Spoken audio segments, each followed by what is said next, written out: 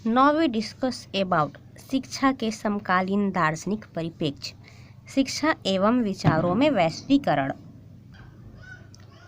शिक्षा का वैश्वीकरण या भूमंडलीकरण हो चुका है। वैश्वीकरण का प्रभाव है कि मार्च 2010 में भारत के मानव संसाधन विकास मंत्रालय ने अपने इस निर्णय की घोषणा की है कि शासन द्वारा निर्धारित शर्तों के साथ विदेशी शिक्षण संस्थाओं को भारत में अपनी शाखाएं स्थापित करने या विदेशी सरकारों, संस्थाओं और व्यक्तियों को भारत में शिक्षण संस्थाएं स्थापित करने और संचालित करने की अनुमति दी जाएगी।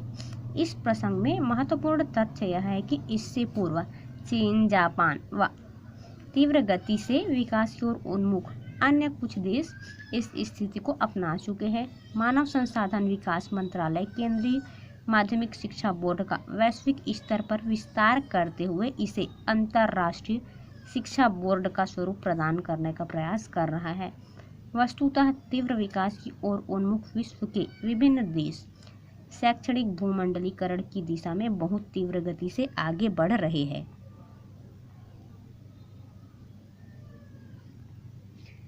वैश्वीकरण में नेक्स्ट पॉइंट आता है शिक्षा एवं विचारों में वैश्वीकरण, जिसमें पहला पॉइंट है अंग्रेजी शिक्षा को महत्व। शिक्षा के वैश्वीकरण का प्रभाव है कि हम बच्चों को अंग्रेजी भाषा में शिक्षा प्रदान करना चाहते हैं। अंग्रेजी को वैश्विक भाषा के रूप में अघोषित रूप से दर्जा प्रदान कर दिया गया है। हमें लगता है कि अंग्रेजी माध्यम से शिक्षित होकर हम अंतर्राष्ट्रीय स्तर पर अपने आप को स्थापित कर पाएंगे व रोजगार प्राप्त कर सकेंगे। नेक्स्ट है अंतर्राष्ट्रीय विद्यालय व विश्वविद्यालय की स्थापना। शिक्षा के वैश्वीकरण की ओर एक और कदम अंतर्राष्ट्रीय विश्वविद्यालय व विद्यालयों की स्थापना है। विश्व के अनेक देशों के द्वारा इस प्रकार के विद्यालय और विश्वविद्यालय की स्थापना की अनुमति प्रदान कर दी गई है। भारत ने भी इस दिशा में कदम बढ़ाया है। निर्धारित मापदंडों के आधार पर भारत ने भी अनुमति प्रदान कर दिया है। तीसरा है वैश्विक पाठ्यक्रम का निर्माण। वैश्विक शिक्षण संस्थानों की स्थापना के बाद वैश्विक पाठ्यक्रम के निर्माण पर बल दिया जा रहा है। वैश्विक पाठ्यक्रम का निर्माण वर्तमान वैश्वीकरण की भावना को ध्यान में रखकर किया जा रहा है। इस पाठ्यक्रम में विश्व संस्कृति, विज्ञान, तकनीकी, प्रबंध, सभ्यता, साहित्य इत्यादि को शामिल किया जा रहा है। नंबर 4 है वैश्विक बोर्ड की स्थापना पर बल। पाठ्यक्रम के निर्माण के बाद मूल्यांकन की वैश्विक व्यवस्था हेतु अंतर्राष्ट्रीय बोर्ड बनाने पर विचार किया जा रहा है। इस हेतु केंद्रीय माध्यमिक शिक्षा मंडल नई दिल्ली की ओर से भी प्रयास किया जा रहा है। हो सकता है कि अन्य देशों के बोर्डों के संयुक्त प्रयास से यह किया जाए। नंबर 5 है विदेशों में शिक्षा हेतु प्रवास। अपने देश में वैश्विक शिक्षा प्राप्त करने में जिन्हें संतुष्टि नहीं हो रही है वह विदेशों में शिक्षा प्राप्त करने जा रहे हैं। भारत के छात्र विश्व के अनेक राष्ट्रों जैसे अमेरिका, ब्रिटेन, ऑस्ट्रेलिया, कनाडा इत्यादि देशों में अधिकांशतः शिक्षा प्राप्त करने जा रहे हैं। नंबर 6 है रोजगार के लिए विदेशों में प्रवाह। विश्व का एक बड़ा वर्ग अच्छे रोजगार के अवसरों हेतु विदेश की ओर रुख कर रहे हैं। भारतीय भी इस मामले में पीछे नहीं है। भारतीय नागरिक भी उच्च शिक्षा प्राप्त कर विदेशों में अपनी सेवाएं दे रहे हैं। कुछ अध्ययन के लिए विदेशों में जाते हैं व वहीं पर रोजगार में लग जाते हैं तथा कुछ भारत से ही उच्च शिक्षा प्राप्त कर विदेश चले जा रहे हैं। यह ब्रेन ड्रेन की समस्या के रूप में चिन्हित की जा रही है। नंबर 7 है अन्य देशों के अध्यापकों को शिक्षण की अनुमति। वैश्वीकरण के परिणाम स्वरूप विद्यालयों एवं विश्वविद्यालयों में शिक्षण हेतु अन्य देशों के शिक्षकों को भी शिक्षण की अनुमति पर विचार किया जा रहा है। कुछ शर्तों के अधीन विश्वविद्यालयों में अतिथि व्याख्याता के रूप में विदेशी शिक्षकों को अनुमति भी प्रदान कर दी गई है।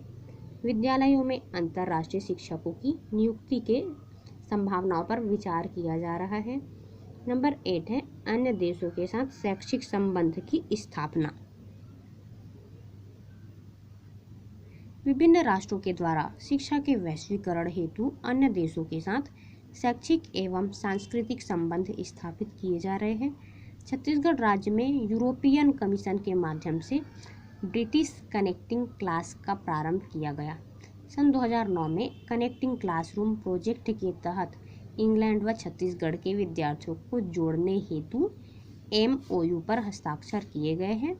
इस योजना के तहत रायपुर जिला के 12 व दुर्ग जिला के 11 सरकारी विद्यालयों का चयन का प्रावधान था। इस योजना के तहत दोनों देश के विद्यार्थियों द्वारा लिखी गई कहानी, पेंटिंग, कार्ड, क्राफ्ट इत्यादि का पाठशाला किया जाएगा, जिससे दोनों देश एक दूसरे के शैक्षिक एवं सांस्कृतिक गतिविधियों से परिचित होंगे।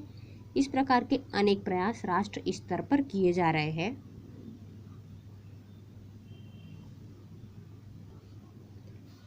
नंबर 9 है शिक्षा के क्षेत्र में प्रत्यक्ष विदेशी निवेश। शिक्षा में वैश्वीकरण को बढ़ावा देते हुए भारत सरकार ने प्रत्यक्ष विदेशी निवेश को आमंत्रित किया है। शिक्षा के क्षेत्र में प्रत्यक्ष विदेशी निवेश की सीमा 100% कर दी गई है। मानव संसाधन विकास मंत्रालय कनाडा सरकार के सहयोग से 10% सामुदायिक महाविद्यालय या कम्युनिटी कॉलेज स्थापित करने का प्रयास किया जा रहा है। नंबर 10 है विश्वविद्यालयों का वैश्विक मूल्यांकन। शिक्षा में वैश्वीकरण को यह बिंदु भी स्पष्ट करता है। वर्तमान में विभिन्न विद्यालय व विश्वविद्यालयों का वैश्विक स्तर पर मूल्यांकन किया जा रहा है व उन्हें रैंक या श्रेणी प्रदान की जा रही है। अत्यंत ही निराशाजनक तथ्य है कि एक भी भारतीय विश्वविद्यालय का विश्व की टॉप 100 विश्वविद्यालयों की सूची में शामिल नहीं है। भारत सरकार ने regulation of entry and operator विधेयक के माध्यम से अनेक प्रतिष्ठित विदेशी विश्वविद्यालय के लिए भारत में प्रवेश आसान बना दिया है, जिससे गुजरात राज्य ने इससे इजरायल सरकार के सहयोग से कृषि शिक्षा संस्थान के विकास की घोषणा की है।